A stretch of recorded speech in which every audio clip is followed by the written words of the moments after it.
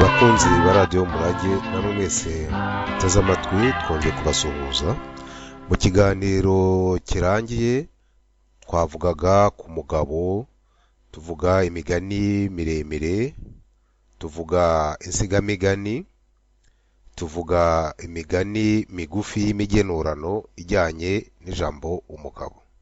Ko rero twabibamenyereje cyangwa mutangiye kubimenyera, muri iki gice cya kabiri turarebera hamwe imwe muri izo sigamigani zijyanye n'ijambo umugabo icyo yabivuga.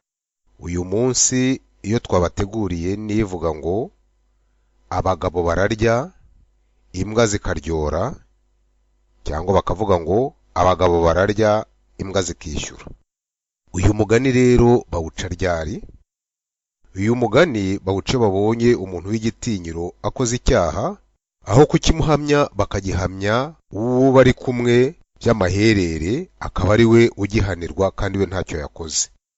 Nibwo bagira bati yewe abagabo bararya, imbwa zikishyura. Uyu mugani rero waturutse kuri Sabuhoro bwa Rwishyura we Mukarange mu Buganza ahagana mu Mutara. Icyo gihe abagenekereza bavuga ko byari mu mwaka w'1860. Icyo gihe byari ku ngoma ya Rwabugiri. Uwo Sabuhoro rero yavukanaga n'umuvandimwe we witwa Nzigiye, bombi bakaba bene Rwishyura. Uyu Rwishyura akaba yari umugaragu kwa Rwigenza.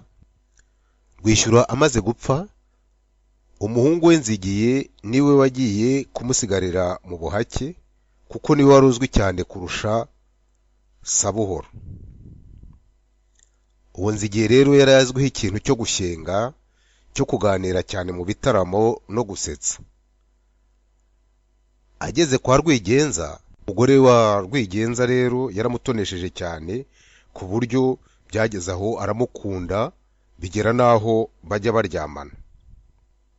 Nuko muka Rwigenza amaze gukunda Nzigiye bitihishira, bituma bagenzi be bamugirira ishyari cyane, bigera naho bamurega kwa Rwigenza ariwe shebuja.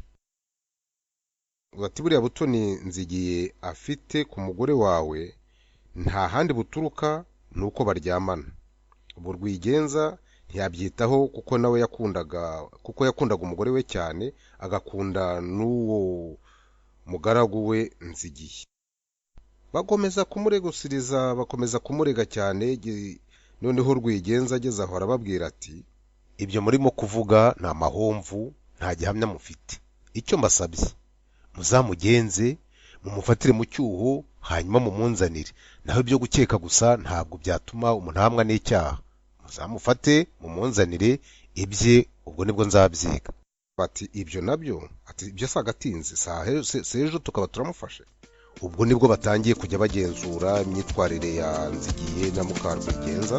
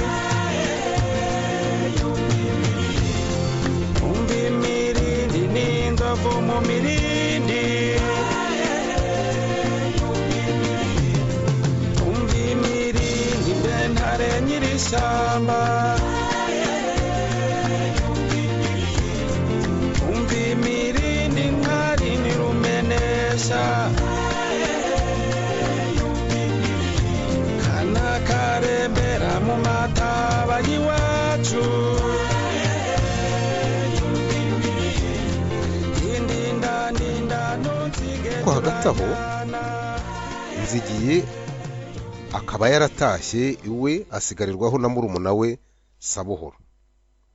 Bidateye kabiri muka Rwigenza atuma Sabuhoro ati ugende uzambwire Nzigiye azaza nyitabe vuba na bwangu kandi muzagarukane. Sabuhoro aragenda arabimubwira. kuko baragarukana. Bageze kwa Rwigenza, Nzigiye aramukanya na nyirabuja, biratinda ikiganiro, barashyenga barakomeza gusekaseka by'abari bakumburanye. Mukarwigenza ahamagara Sabuhoro aramwongorera ati heza bari aho bose, hasigare Nzigiye nawe usa, uheze buri wese ntihagire n'umwe winjira hano mu nzu. Sabuhoro yakoze ibyo bamusabye, aheza bose. Bamaze kugenda, ubwo barashyikiranye barakomeza baraganira nk'abari bakumburanye, bigezaho akaryana mu mpuzu no mw'irwihururu karabugabuga, barabugwabugwa bararyamana. Abaregaga Nzigiye barabikenga, bajya mu gico inyuma y'inzu. Kujya mu gico no kujya ahantu hihishe kugira ngo uze gufata umuntu gitumo.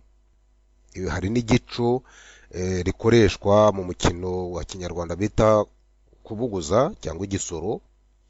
Iyo ufite inka agenda zitera mu twobo turi aho ngaho, hari aho agera hatarimo inka, bakunze kwita icyanga, haba hasigaranye urusoro rumwe yarushyiraho ngaho zikaba ziraciye. Icyo nacyo bakita igico. Ariko aho igico kivugwa ni ahantu hiherereye umuntu yihisha kugira ngo aze kugwa undi gitumo. Ubwo Mukarwigenza na Nzigiye bamaze gushyikirana bajya mu byabo, abari babubikiye baza biruka kugira ngo bafate. Nzigiye yumvise imirindi ahuka kuri buriri, arasimbuka bacamo aranduruka. Sabuhoro ahasigaye aho mu rugo aho bari bamuhaye guhagarara kugira ngo aheze abashaka kwinjira mu nzu. Babonye Nzigiye abasize, bafata murumuna we baramukubita, bamushyira Rwigenza. Bamugejeyo bati twafashe Nzigiye kuri ya magambo twavuganye aducaho araducika, none tukuzaniye murumuna we kuko ari we wari mu muhezo, niwe wahezaga abantu kugira ngo bataza mu nzu, bari babiziranye.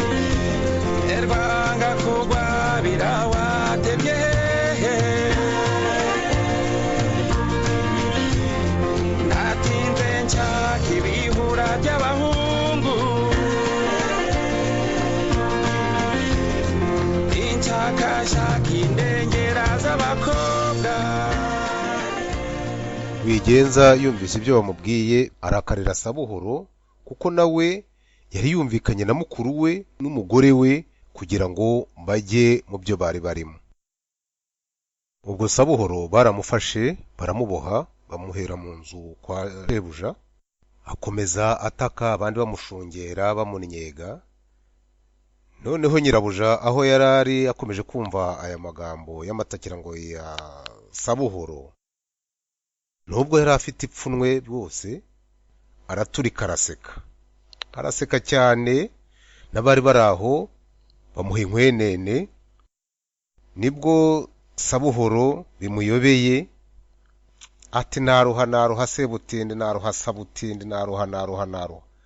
Atubonye wasambanye abacike, nuwo basambanye nawe uri hano, nawe koko anseke. Ati yewe, atabagabo bararya koko imbwa zikishyura.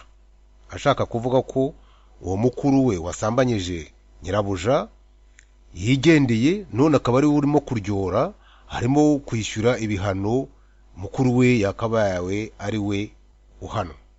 Abari aho bose baraturika baraseka, bamuha inkwenene. Inzu yose na Rwigenza ashira uburakari nawe araseka, ndetse ategeka ko bamubohora. Baramubohora.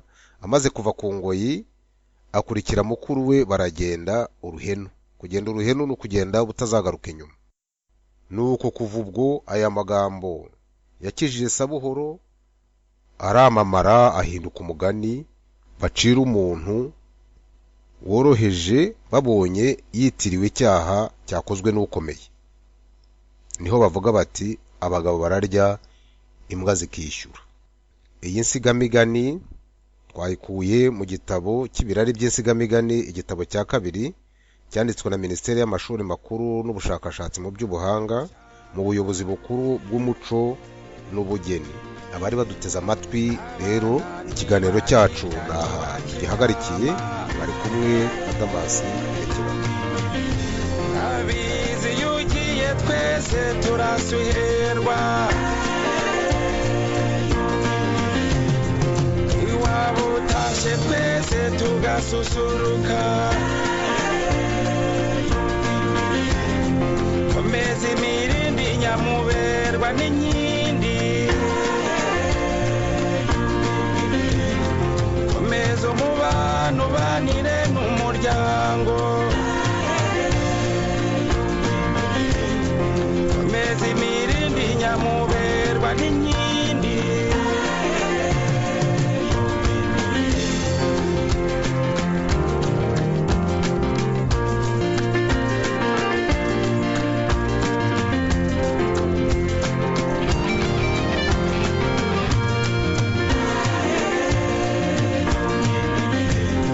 Komeza imirindi urinde ibihugu byawe,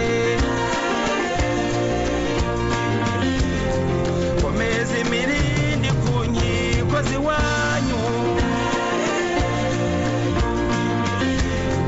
komeza imirindi mu miduha n'imitwetwe, komeza imirindi mu mikoni n'imiyenzi, komeza imirindi mu minyinya n'iminyonza. Ene sabo mu myishwa n'imishishiro, iwabo w'intare n'ingwe n'imondo, komeza imirindi miheto mu ngango, komeza umubano ubanire n'umuryango, komeza umubano ubanire n'umuryango.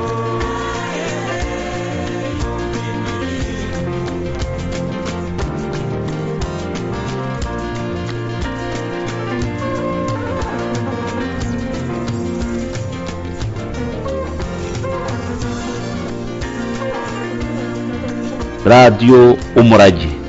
Iyi ni Radio Umurage, ni radio yacu, ni radio yanyu, ni radio y'abumva ikinyarwanda, abakunda ikinyarwanda n'izindi ndimi zose zifitanye nacyo isano. Radio Umurage igamije guteza imbere ikinyarwanda, umuco nyarwanda n'indi mico n'izindi ndimi zifitanye isano n'u Rwanda n'ibihugu bituranye narwo.